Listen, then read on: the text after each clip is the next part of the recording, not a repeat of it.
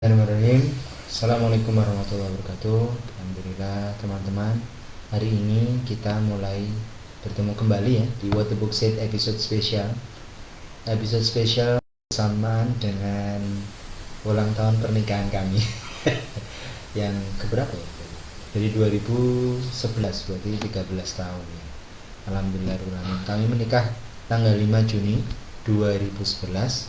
Sekarang 5 Juni 2024 ya, jadi sudah 13 tahun. Waktu kami menikah itu kami menanam pohon. Jadi 5 Juni itu bersamaan dengan Hari Environmental Day, World Environmental Day, jadi Hari Lingkungan Hidup Sedunia. Kami waktu itu menanam pohon.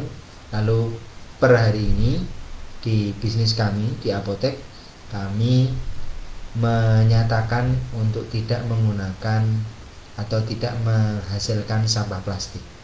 Jadi kami menghindarkan, sudah kami mulai dari beberapa hari yang lalu untuk untuk kampanyenya, dan per hari ini insya Allah kami tidak menyediakan plastik kecuali plastik bekas untuk teman-teman pelanggan yang lupa membawa kantong belanja, dan kami selalu menganjurkan untuk membawa kantong belanja sendiri. Atau kami sediakan juga kertas-kertas seperti ini, kertas bekas untuk bungkus obat yang kecil-kecil. Ini kaitannya dengan tanggung jawab. Dan hari ini juga saya bersama istri akan bicara tentang tanggung jawab dari sebuah buku karangan dari Helen Lester dan Lynn Musinger. Buku ini teman-teman diterbitkan pertama kali tahun 1985. Jadi bahkan sebelum saya lahir sebelum saya dan istri lahir. Ini tahun 1985. Yang saya bawa ini juga edisi lama ya. Kalau edisi yang baru sekarang itu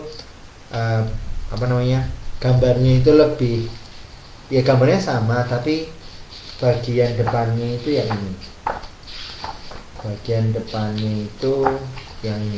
Nah, yang ini bagian depannya. Ada 4 seri ya, ada 4 seri dari Helen Lester dan Lynn Musinger. Ini ada 4. Listen Buddy kami ada, Me First kami juga ada, terus ini It Wasn't My Fault, terus satu lagi saya belum punya, masih nyari itu. Jadi ini beruntung alhamdulillah dapat bukunya.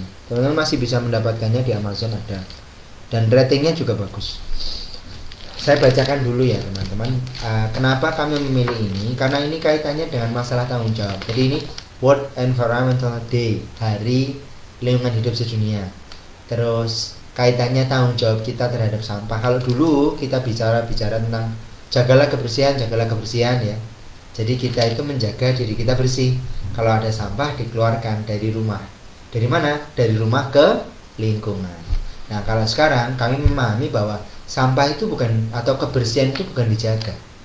Karena setiap manusia itu pasti menghasilkan sampah, maka kita harus bertanggung jawab pada sampah kita. Itu ini. Jadi bukan serta-merta menjaga kebersihan, badan kita bersih, mobil kita bersih, rumah kita bersih, sampah dikeluarkan ke lingkungan, bukan seperti itu. Tapi kita bertanggung jawab pada sampah yang kita hasilkan, karena manusia pasti menghasilkan sampah. Termasuk anak-anak kan punya, kalau kelinci sampahnya jelas, kotorannya bisa masuk jadi pupuk. Tapi kalau kucing, anjing kan nggak bisa. Jadi kami kelola sendiri, dicampur dengan kapur dolomit, dicampur dengan abu, baru kemudian kami tanam jarak kira-kira 50 cm dari permukaan tanah di tempat yang memang tidak kami tanami, atau di bagian atasnya kami pakai polybag atau planter bag gitu. Ini kaitannya sama tanggung jawab, dan ini berat. Maka melalui buku-buku seperti ini sebenarnya saya dan istri itu mengajarkan kepada anak-anak untuk mendapatkan imaji positif dari buku-buku seperti ini. Supaya apa? Supaya tanggung jawab itu tidak dilihat sebagai beban, tapi dilihat sebagai sebuah imaji positif gitu, sebagai sebuah kenangan yang indah, bahwa ketika dia bertanggung jawab, dia akan mendapatkan sebuah kebaikan, kebahagiaan, ketenangan hati, dan seterusnya. Kita mulai saja ya. It Wasn't My Fault. Ini bukan kesalahanku. Ditulis oleh Helen Lester dan Lynn Musinger. Ilustrasinya Lynn Musinger. It wasn't my fault. Ini bukan kesalahanku. Tokoh kali ini bernama Morley Carson. Segala sesuatu selalu saja berlaku tidak baik atau tidak sesuai dengan rencana bagi Morley Carson. Di sini terlihat layang-layangnya berputar-putar. Dia tidak dapat mengendalikan Dia tidak dapat mengendalikan pasta giginya. Dia juga terjatuh di tong sampah. Dan dia juga memecahkan vas bunga yang istimewa dan mahal harganya. Dan apapun yang terjadi biasanya karena kesalahannya. Nah, ini di awal Helen Lester itu membuat sebuah narasi. Kemudian satu hari si Morley Carson berjalan-jalan. Nah, di sini ditampilkan dia menggunakan sepatu besar, tapi cuma satu. Ya. Dia jalan-jalan, dia lupa meletakkannya kemana. Dia jalan-jalan dan dia lupa. Dia tidak ingat di mana dia meletakkannya. Kemudian tak berapa lama setelah berjalan, ada seekor burung. Tadi di sini. Di sini kan waktu dia jalan-jalan itu ada burung tuh. Nah, tak berapa lama dia melewati bawah dahan pohon itu, burung itu menjatuhkan telur di kepala Morley Carson. Morley Carson marah. Nah, di sini. Nah, ya. Kamu ya yang menjatuhkan telur ini di kepalaku. Burung itu berkata, ya, aku melakukannya, tapi itu bukan salahku. It wasn't my fault. Seekor binatang memakan semut telah menakut-nakuti aku. Oh, berarti ini salahnya dia dong. Ya, yuk kita ke sana. Mereka berdua ke sana. Jalan-jalan, ketemu sama si hewan makan semut yang terlihat ramah ya. Dia sedang mencium bunga. Kemudian Morley Carson bertanya, apakah kau hewan makan semut yang telah berteriak dan menakut-nakuti burung sehingga burung itu menjatuhkan telur di kepalaku? Ya, aku melakukannya. Tapi itu bukan salahku. It wasn't my fault. Ya, itu karena ada kuda nil kerdil yang menginjak ekorku. Oh, berarti ini kesalahan dia dong ya, gitu kan. Oke. Akhirnya mereka semua pergi ke kuda nil kerdil. Pengen marah ceritanya nih kan. Hei, apakah kau yang kuda nil kerdil? Apakah kau yang menginjak ekor Arfak, hewan makan semut? Lalu kemudian dia berteriak dan menakut-nakuti burung sehingga burung itu menjatuhkan telur di kepalaku. Ya, aku melakukannya, but it wasn't my fault. Itu bukan kesalahanku. Aku melakukannya itu sebab kecelakaan. Sebab aku terkejut melihat sepatu bertelinga panjang yang melompat-lompat. Hah? Sebuah apa? Katanya. Tiba-tiba sebelum mereka menyelesaikan pertanyaannya, ada sebuah sepatu yang melompat dengan telinga panjangnya. Apa itu? Lalu ditangkaplah sepatu itu dan ternyata ada seekor rabbit, kelinci di sana. Kamu ya? Ya, tapi ini bukan salahku.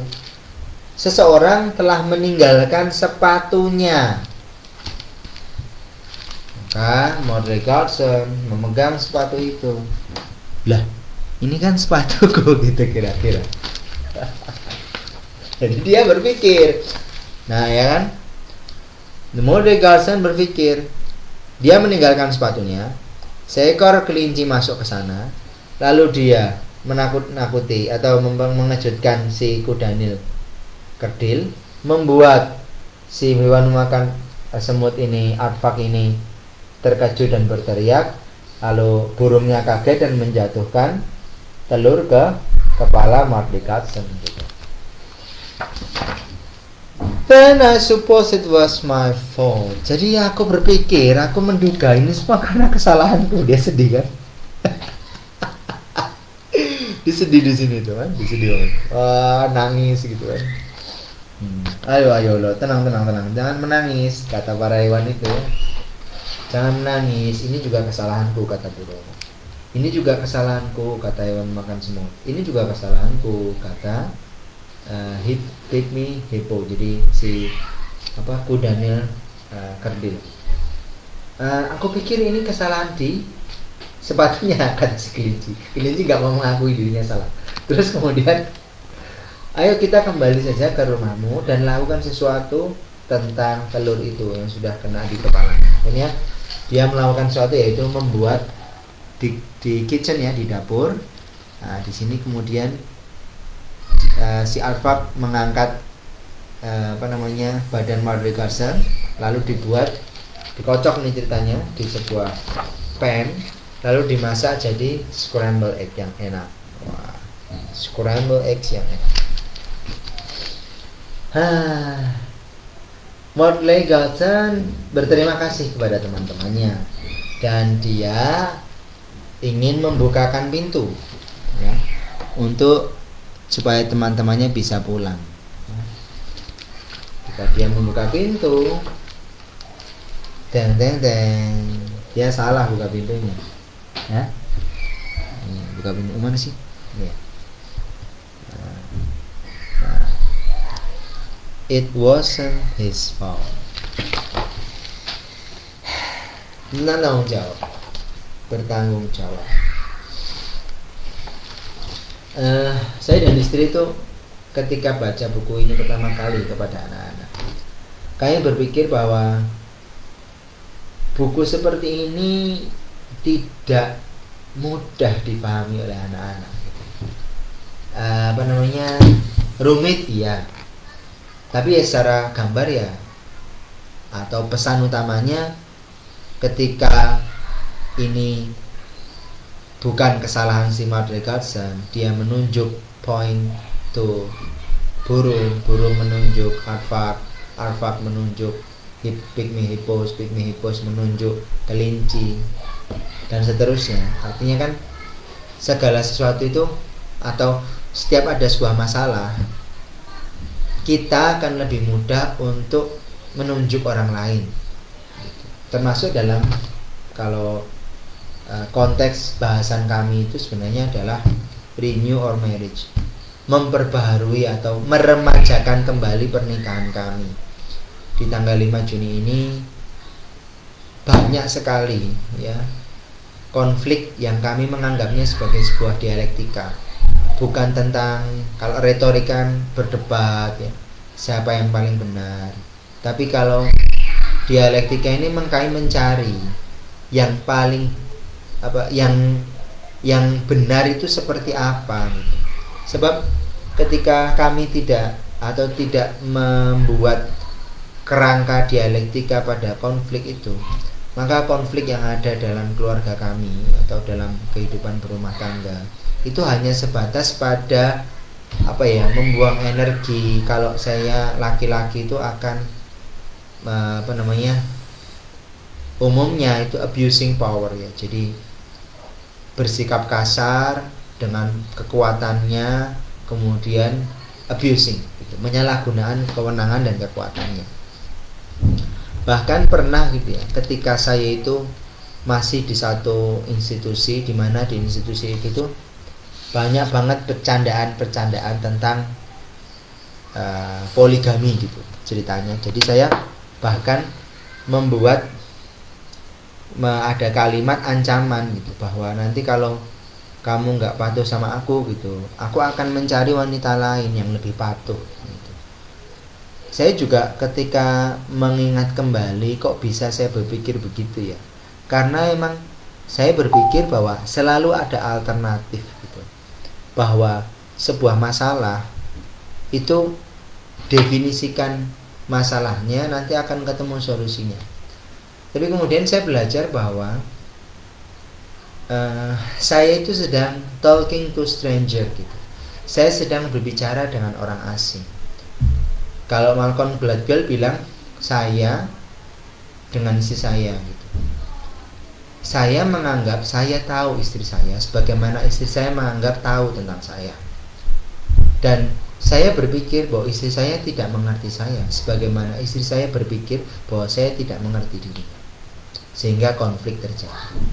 Padahal berbicara dengan orang, talking to stranger, itu tidak serta-merta memandang dengan asumsi kita. Oh, banyak banget contohnya itu. Bagaimana para mata-mata, bagaimana seorang dokter, bagaimana seorang hakim mengambil keputusan terhadap sesuatu kasus-kasus yang tidak dikenal, termasuk dengan pasangan suami istri. Ketika suami istri itu sebenarnya sudah bersama macam-macam ya bertahun-tahun, semakin dekat atau semakin banyak interaksi, sebenarnya tidak serta-merta bakal tahu lebih banyak lalu tidak ada konflik. Itu nggak bisa kayak gitu. Jadi tetap akan terjadi, tapi tingkat pemahamannya itu lebih matang gitu loh. Tingkat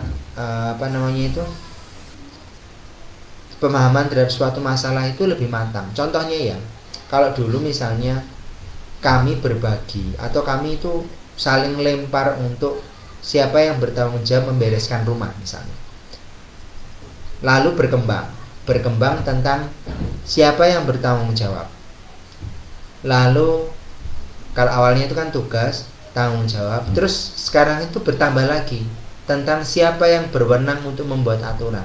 Jadi kalau di keluarga kami itu, karena kami tidak bersepakat untuk tidak menggunakan ART ya, tidak ada asisten rumah tangga, meskipun kami pernah ada ART ya, cuma ternyata tidak pas buat kami gitu. Baik di rumah maupun ada karyawan di apotek yang kami perbantukan ada, jadi sempat ada ART khusus, sempat ada guru khusus untuk homeschooling, sempat ada karyawan yang kami perbantukan double gitu, ada guru renang khusus, ada macam-macam gitu ya. Cuma kami melihat bahwa asisten atau apapun itu sebenarnya tidak benar-benar membantu kami, karena tanggung jawab, kan ada tanggung jawab, tugas dan kewenangan. Ini tidak bisa kemudian kami hanya memberikan tanggung jawab atau tugas saja tanpa memberikan wewenang, itu nggak bisa gitu. Jadi kami berpikir sementara ini kami tidak melakukannya, tidak punya ART gitu. Waktu itu saya dan istri itu bilang ada buku ya dari kisah dari kisahnya Fatimah radhiyallahu anha dan Ali radhiyallahu anhu yang meminta pembantu rumah tangga kepada Rasulullah SAW dan tidak dikabulkan. Kemudian Nabi Musa alaihissalam dengan istrinya juga tidak ada pembantu untuk kegiatan rumah tangganya. Kemudian bukunya Nafis itu juga salah satu cerpennya itu menceritakan bagaimana kita itu berinteraksi atau sebenarnya ketika kita ingin membantu orang lain gitu ya. Karena kami juga melakukannya, ada orang yang nganggur kemudian kami tawari jadi asisten, tapi ternyata orang yang kami tolong itu tidak merasa ditolong. Ceritanya banyak. Jadi kami memutuskan tidak membantu lah. Akhirnya kami bagi nih, istri tugas mencuci baju, saya tugas mencuci piring. Nah, dalam mencuci piring ini kemudian tanggung jawabnya apa? Bertambah kan? Tanggung jawabnya sebagian sambil mendidik saya tugaskan anak-anak untuk mencuci piring mereka sendiri. Kemudian yang lain-lain tetap saya. Jadi mulai dari prepare, kalau yang masak udah anak-anak, saya mulai prepare, kemudian nanti selesai mereka masak, saya yang bersihkan gitu. Cuma ada satu masalah nih, bahwa ketika saya membersihkan dan ternyata sisa itu dicampur antara yang minyak dengan yang bukan minyak, saya jadi males gitu. Saya tidak bisa melaksanakan tanggung jawab saya dengan baik. Nah, Lalu bertambahlah yang awalnya itu hanya tugas, tanggung jawab, sekarang ada kewenangan. Kewenangan saya adalah mengatur dan menghukum siapapun yang yang mencampur ya, atau merendam cucian piring. Itu saya tugaskan dia yang mencuci sendiri, bukan lagi ayah. Nah, itu jadi punya wewenang saya. Karena saya malas kalau udah direndam apa itu. Saya itu pengennya bak cuci piring itu bersih gitu loh. Jadi kalau saya kerja itu sebelum kerja bersih, setelah kerja bersih gitu. Kalau ada yang direndam apa campur, ada belum dipisahkan apa sampah organiknya itu belum dikeluarin, saya malas itu, saya nggak mau ngerjain. Jadi kalau dulu saya malas gitu ya. Nah sekarang saya bertambah, jadi bukan hanya tanggung jawab tugas tapi juga ada kewenangan. Nah ini sebenarnya juga kayak seperti itu. Buku ini tuh yang menarik adalah dia itu, si Helen Lester ini ya, dia itu bercerita bahwa tanggung jawab itu berat kok, sampai kita itu ingin melempar sebuah tanggung jawab itu pada orang lain ya. Bahkan misalnya konflik nih, kita mau meremajakan kembali pernikahan kita, siapa yang bertanggung jawab untuk meremajakan kembali? Siapa yang bertanggung jawab memimpin untuk renew our marriage? Kalau dari sini disebutkan bahwa ketika saya mendapati istri saya bermasalah, masalah itu sejatinya ada pada diri saya. Contoh, saya tidak memberikan contoh yang baik, saya tidak memberikan aturan yang jelas, saya tidak memberikan panduan atau saya tidak menyampaikan apa keinginan saya. Jadi kalau ada sesuatu, misalnya saya tidak puas dengan apa yang dilakukan oleh istri saya berkaca pada diri saya sendiri, atau jangan-jangan saya belum menetapkan apa yang saya inginkan terkait dengan istri saya. Misalnya contoh begini, saya itu memahami bahwa kalau saya pulang dari kerja gitu, itu kan saya pengennya istri menyambut gitu ya, istri menyambut dengan keadaan yang baik. Tapi namanya saya repot sama anak-anak gitu ya, saya pulang dari apotek ya tidak selalu disambut, repot, malah disambut sama masalah gitu, disambut sama anak-anak gitu dengan berbagai macam-macam gitu. Nah lalu saya ini nggak enak nih perasaan ini kan, apa yang harus saya lakukan gitu.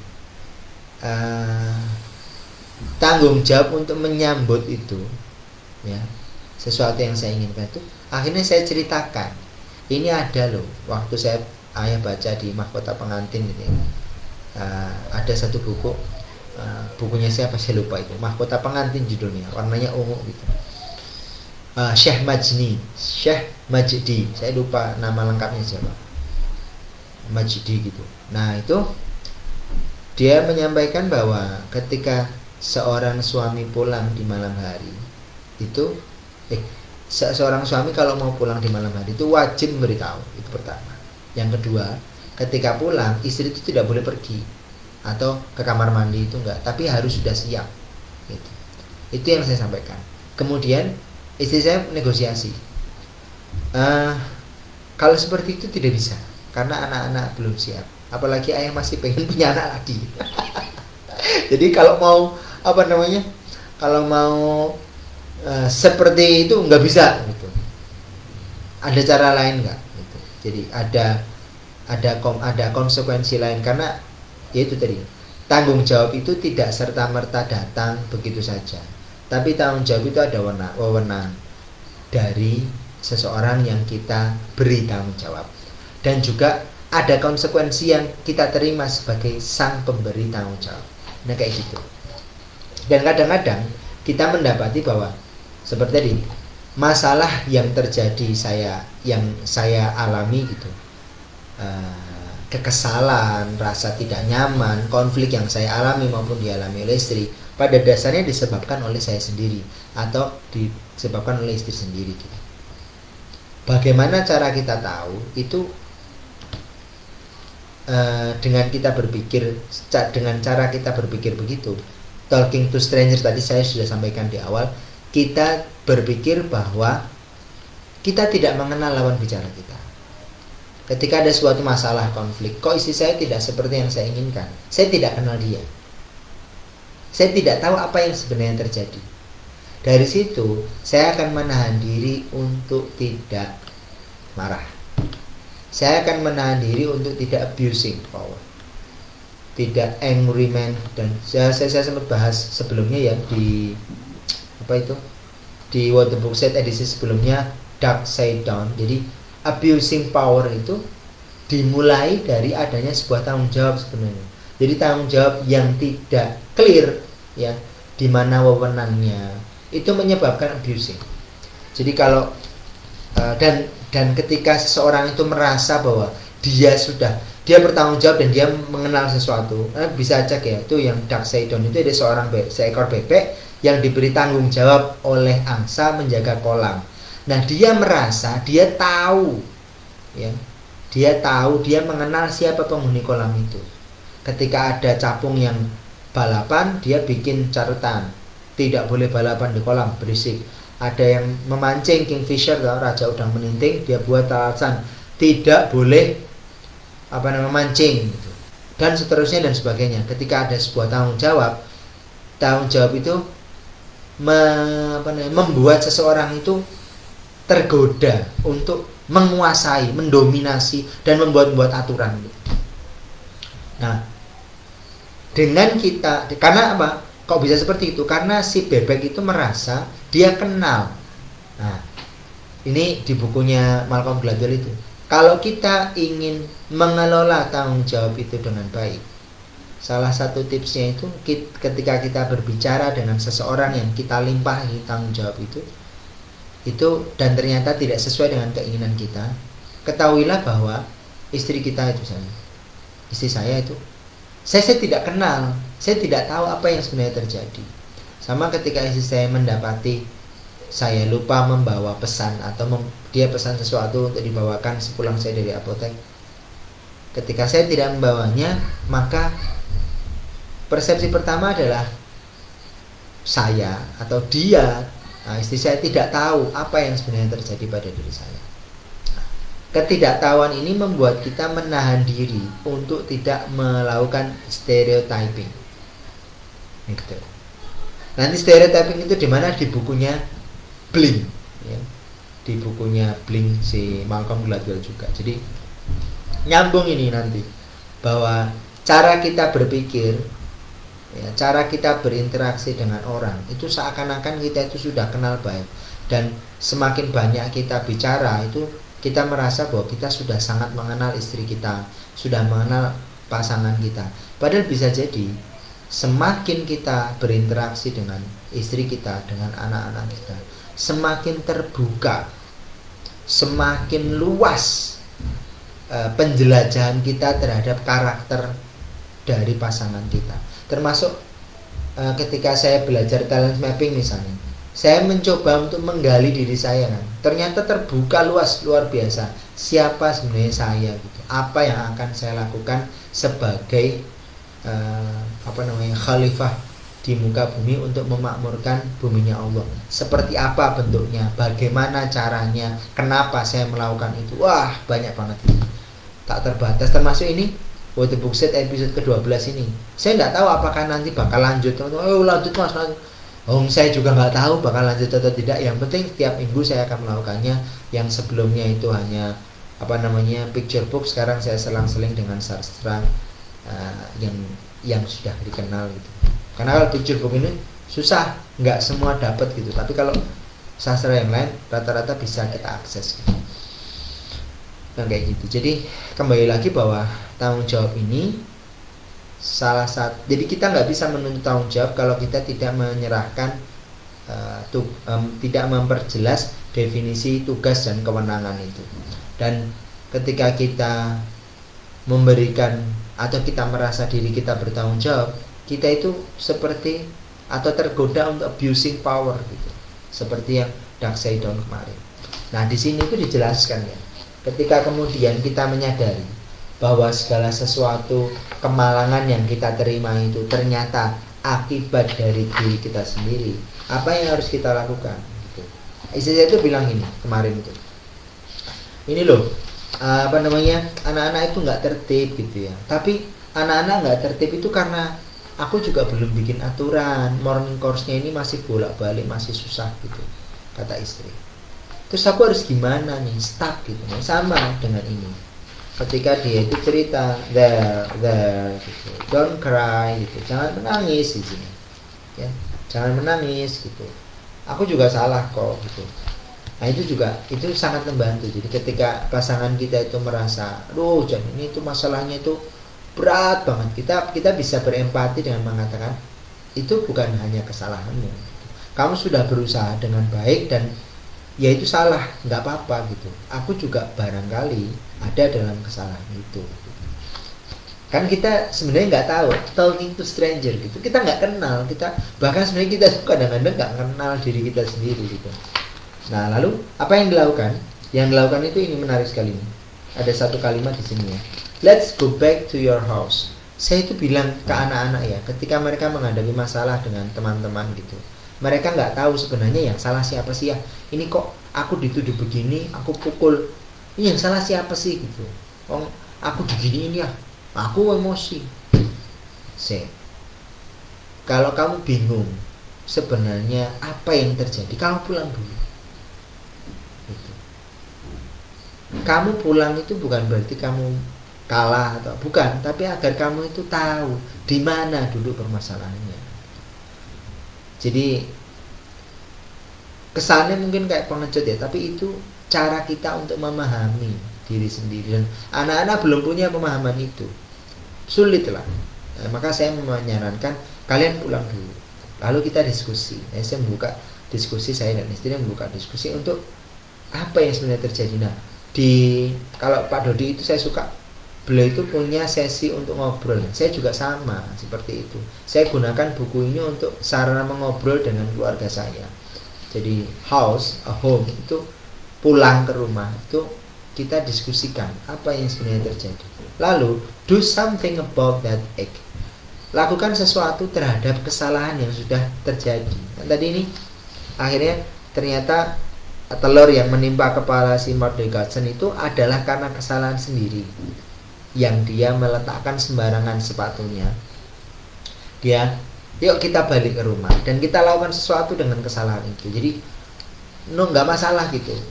Saya itu seorang yang pengen berhati-hati gitu ya, terus khawatir banget kalau sampai salah gitu. Sulit untuk menerima bahwa sebuah kesalahan yang terjadi itu karena dirinya sendiri, itu sulit gitu. Nah, buku ini tuh membantu saya untuk bercerita bahwa it's okay to make mistake gitu. Ada lagunya juga dari Tiger itu, it's okay to make mistake, try to fix them and learn from them too gitu. Jadi no problem gitu, kita terima diri kita ya. Nah ini juga ketika kita misalnya ini saya sama istrinya ya, terus saya itu ketika belajar pertama kali itu tahunya menerima apapun kondisi istri saya. Ya seakan-akan saya itu tahu tentang istri saya kan gitu. Itu kalau sebelumnya itu begitu. Nah di Talking to Strangers kata Malcolm Gladwell itu, saya itu menerima, itu bukan menerima istri saya. Wong nama istri saya mau bagaimanapun tetap pasti saya terima. Tapi yang bermasalah itu sebenarnya bukan istri saya, yang bermasalah itu saya sendiri gitu loh ya. Ya kan it wasn't my fault kan gitu ya. Padahal sebenarnya it's my fault gitu.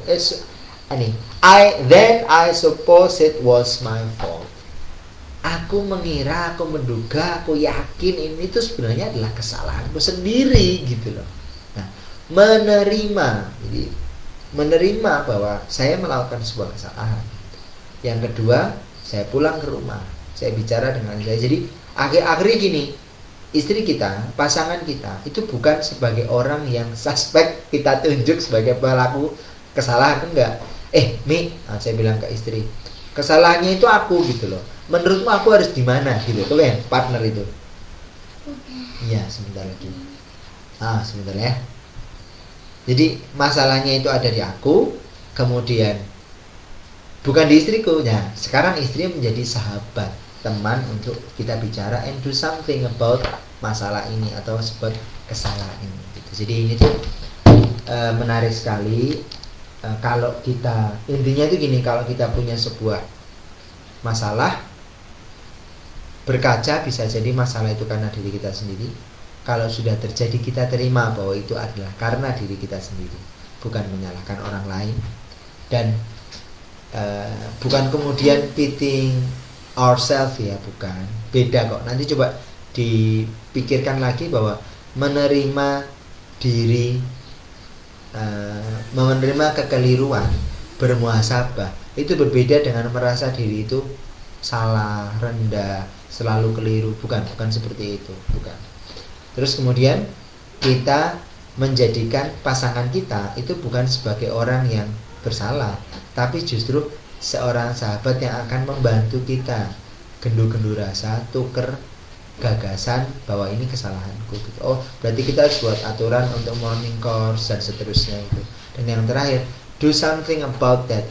Lakukan sesuatu dengan masalah yang telah kita alami gitu. Jadi dengan seperti ini saya dan istri sedang berusaha agar kami bisa renew, bisa memperbarui pernikahan kita. Di sini kan, memperbarui pernikahan itu adalah seakan-akan kita tidak mengenal siapa istri kita. Mola alam kira-kira gitu.